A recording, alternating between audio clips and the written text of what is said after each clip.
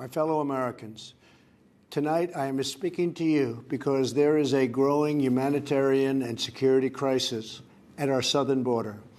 Every day, Customs and Border Patrol agents encounter thousands of illegal immigrants trying to enter our country. We are out of space to hold them, and we have no way to promptly return them back home to their country. America proudly welcomes millions of lawful immigrants who enrich our society and contribute to our nation. But all Americans are hurt by uncontrolled illegal migration. It strains public resources and drives down jobs and wages. Among those hardest hit are African Americans and Hispanic Americans. Our southern border is a pipeline for vast quantities of illegal drugs, including meth, heroin, cocaine, and fentanyl. Every week, 300 of our citizens are killed by heroin alone, 90% of which floods across from our southern border. More Americans will die from drugs this year than were killed in the entire Vietnam War. In the last 2 years, ICE officers made 266,000 arrests of aliens with criminal records, including those charged or convicted of 100,000 assaults, 30,000 sex crimes, and 4,000 violent killings.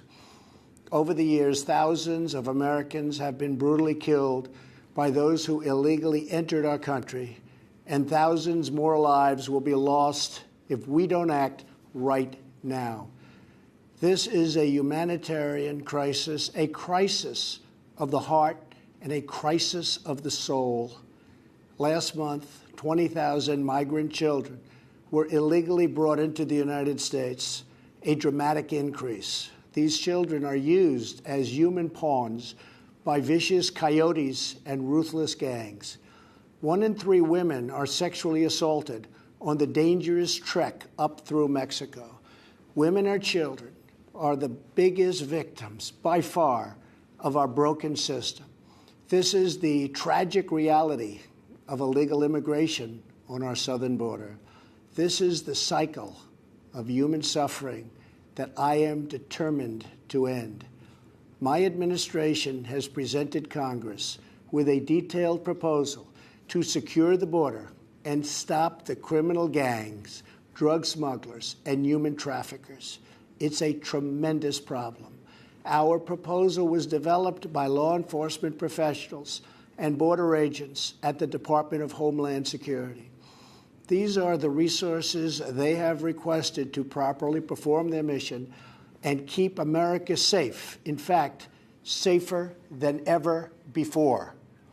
The proposal from Homeland Security includes cutting-edge technology for detecting drugs, weapons, illegal contraband, and many other things. We have requested more agents, immigration judges, and bed space to process the sharp rise in unlawful migration fueled by our very strong economy. Our plan also contains an urgent request for humanitarian assistance and medical support.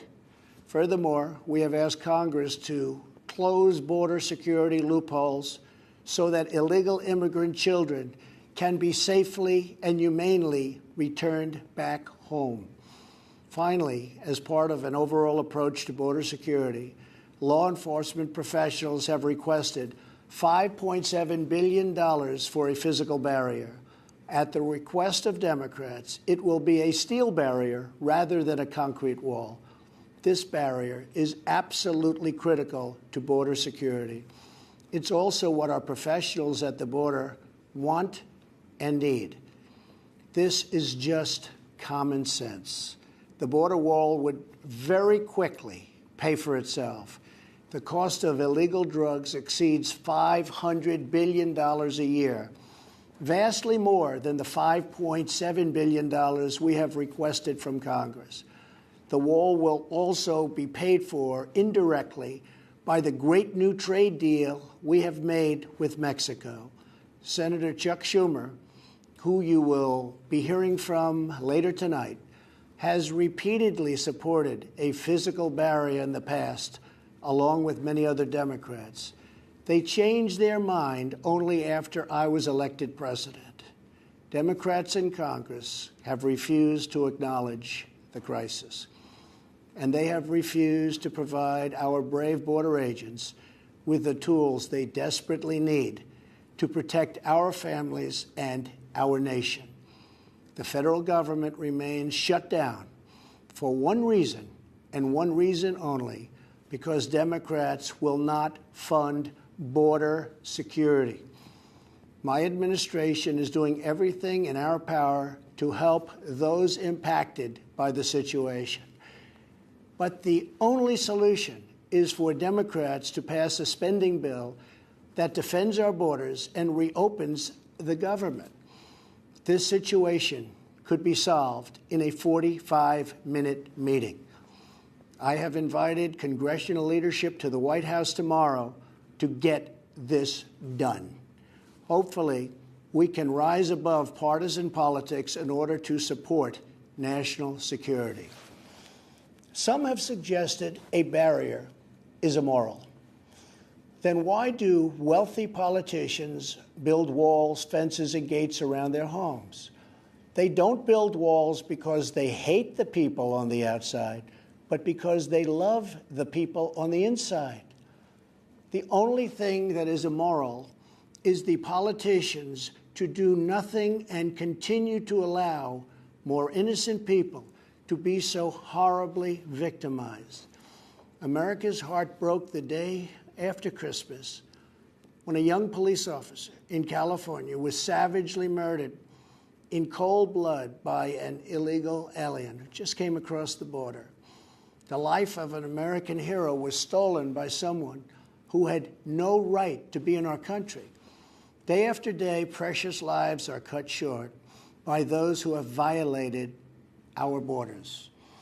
In California, an Air Force veteran was raped, murdered, and beaten to death with a hammer by an illegal alien with a long criminal history. In Georgia, an illegal alien was recently charged with murder for killing, beheading, and dismembering his neighbor. In Maryland, MS-13 gang members who arrived in the United States as unaccompanied minors were arrested and charged last year after viciously stabbing and beating a 16-year-old girl. Over the last several years, I've met with dozens of families whose loved ones were stolen by illegal immigration.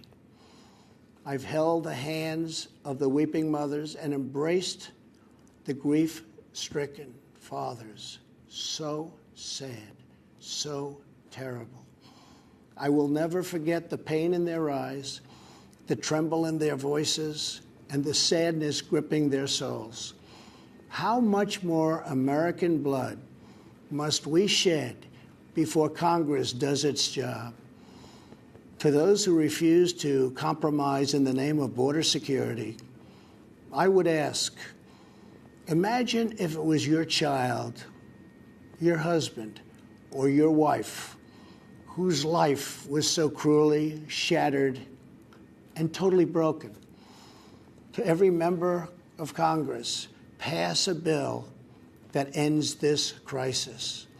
To every citizen, call Congress and tell them to finally, after all of these decades, secure our border.